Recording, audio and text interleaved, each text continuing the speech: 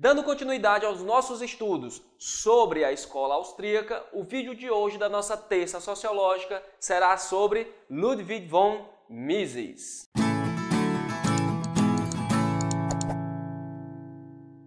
Por incrível que pareça, pessoal, inicialmente na sua juventude, no tempo de graduação, o Mises ele era de esquerda. Ele achava que o Estado deveria ser grande e que deveria sim intervir na economia. Até que ele encontra os princípios de economia política do Karl Menger, que foi a grande obra do Menger. E aí ele olha para aquele negócio e fica... Rapaz, mas será mesmo que esse cara está certo? Então ele percebe que todo pensamento de esquerda está equivocado e ele se torna um adepto do liberalismo econômico, um grande defensor do livre mercado. Dentre as suas principais obras, nós temos a Teoria da Moeda e do Crédito, que é de 1912 e que foi onde ele rompeu com o seu mestre, porque aqui ele conseguiu conjugar a lei da utilidade marginal decrescente com a teoria da moeda. O professor dele, o Bombaverk, dizia que isso era impossível, mas o Mises afirma que conseguiu fazer isso nessa obra. Por isso a cisão, por isso a briga entre os dois. E aqui ele discorda que exista a micro e a macroeconomia. Para o Mises só existe uma só economia.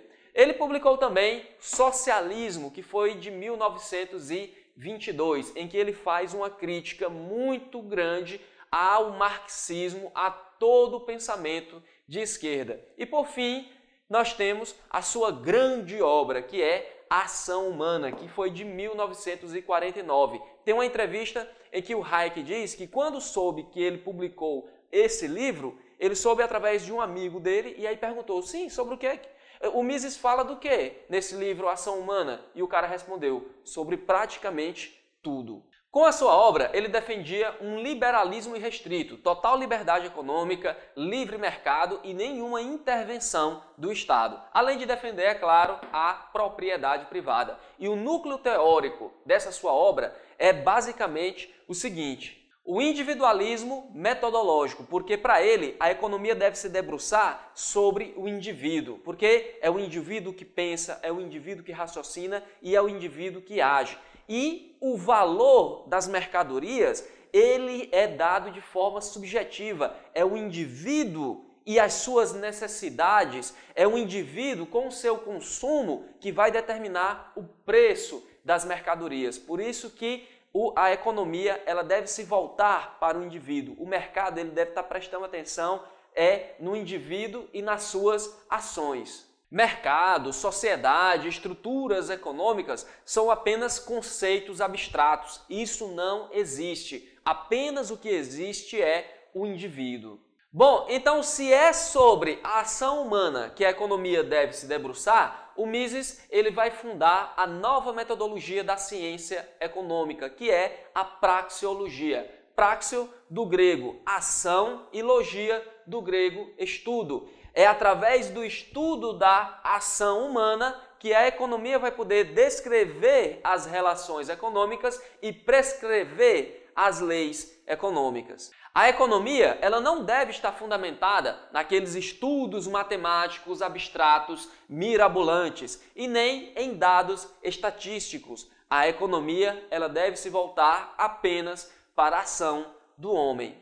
Defendendo o livre mercado e fundando novas bases para a economia, o Mises ele quer demonstrar três coisas. A primeira, só existe prosperidade em uma economia de livre mercado, porque somente com o livre mercado nós temos liberdade. Aqui, o indivíduo é que é o soberano, o consumidor é ele quem manda no mercado, porque é ele quem diz o que é que deve ser produzido e qual é o valor que deve ser atribuído, como é que se dá o preço das mercadorias. Ele vai dizer também que a prosperidade só há com divisão do trabalho, porque com a divisão do trabalho nós aumentamos a produtividade. E também a prosperidade só existe com investimento privado. Isso aqui a gente vai entender um pouco mais à frente. A segunda coisa é que o socialismo ele é uma total furada, tanto do ponto de vista filosófico, quanto do ponto de vista sociológico, quanto do ponto de vista econômico. O Mises ele faz uma dura crítica ao socialismo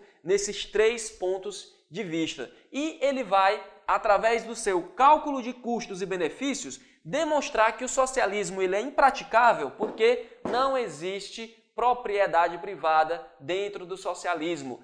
O cálculo de custos e benefícios para a gente produzir qualquer coisa, ele só é possível se houver a propriedade privada. Então, se dentro da economia socialista não há propriedade privada, como é que eles vão saber o que é que se deve produzir? E como é que eles vão saber qual é o custo e o benefício do que é que se deve produzir?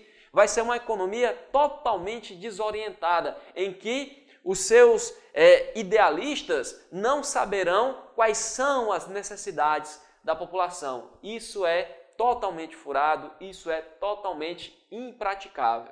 E a terceira coisa, pessoal, é que a intervenção do governo destrói o mercado, acaba mesmo com o mercado. Por quê? Porque o governo, toda vez que ele aumenta salário, ele gera desemprego. Toda vez que ele aumenta a oferta monetária, ou seja, a oferta de dinheiro, e aumenta também os seus gastos, ele causa inflação. O governo, na melhor das intenções possíveis, aumentando o salário dos trabalhadores, aumentando os gastos públicos, aumentando a possibilidade, a oferta de crédito para o pessoal, na melhor das intenções possíveis, querendo acelerar a economia, querendo aumentar o nível de renda das pessoas, ele está só destruindo o mercado, porque está causando desemprego e causando inflação. E a outra forma que o governo tem de intervir na economia, que é um desastre, mas um desastre mesmo, é através do Banco Central. E isso eu tenho até que desenhar para vocês, porque é uma coisa inacreditável. Eu mesmo, quando descobri isso, eu fui perguntar para o meu professor de economia política, ainda na faculdade de Direito. Eu disse, professor, é assim mesmo que funciona isso aqui? Aí ele olhou assim para mim, todo desconfiado. É assim que funciona o nosso sistema econômico. Cara, eu quase caí para trás. Eu não quis acreditar que o nosso sistema funciona do jeito que eu vou mostrar para vocês aqui agora.